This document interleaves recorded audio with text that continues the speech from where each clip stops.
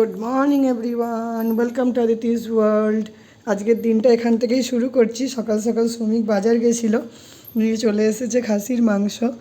আর এখানে আমি এগুলো একটু ম্যারিনেশন করতে বসিয়েছি। একটু ভিনিগার দিলাম, একটু টক দই দেবো, হলুদ, নুন, একটু দেবো, মশলা দেবো, বাটা মশলা, অল্প পরিমাণে টক দই দেবো, খুব বেশি দেবো না, কারণ এখানে প্রায় 1 কেজির কাছাকাছি মাংস আছে।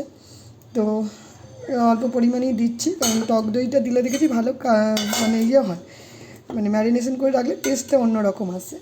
এখানে আমি তো আগে থেকে এই দেখুন বাটা মশলা করে রেখে দিই, আপনারা তো জানেন।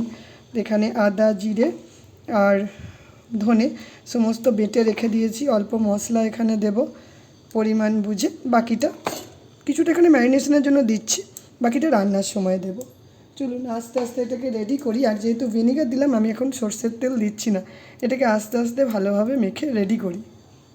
তো আজকে দুপুরে বানাবো খাসির মাংস আর পোলাও। এখানে আমি তেল গরম করতে দিয়েছি, মাংসের আলুগুলো আগে থেকেই কেটে মানে পরিষ্কার করে রেখেছি। এখানে মশলা টশলা করে রেখেছি যা যা লাগবে। আর এখানে যে মাংসের আলু আছে এগুলো আস্তে আস্তে ভাজতে দেবো।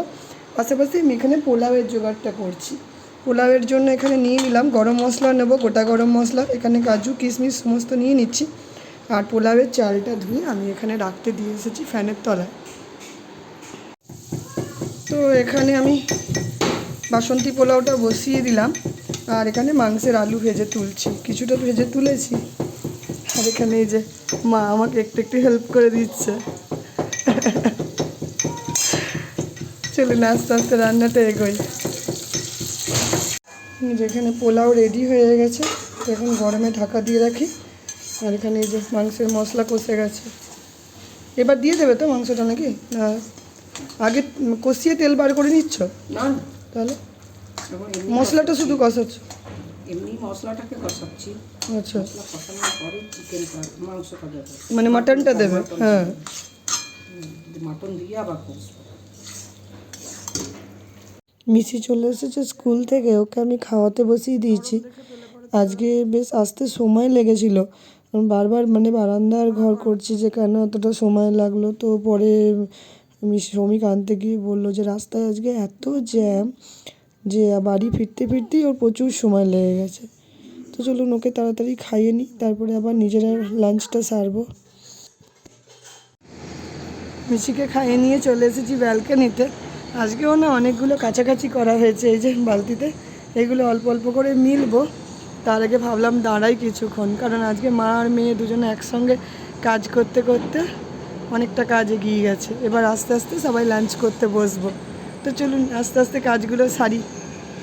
মিশি একটু দুপুরটা ঘুমিয়ে পড়েছিল, আর আমরা মা মেয়ে বসে বসে গল্প করছিলাম, ঘুম আসছিল না।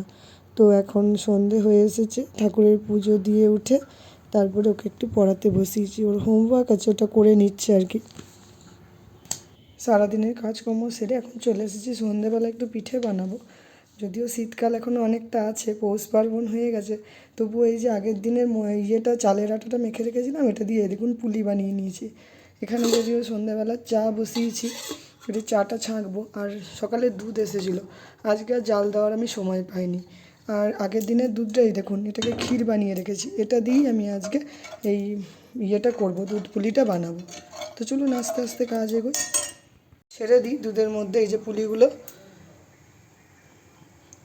এটা আস্তে আস্তে ফুটে ফুটে চালটা এখানে শক্ত হবে, দিয়ে অল্প অল্প করে এটা রেডি হবে।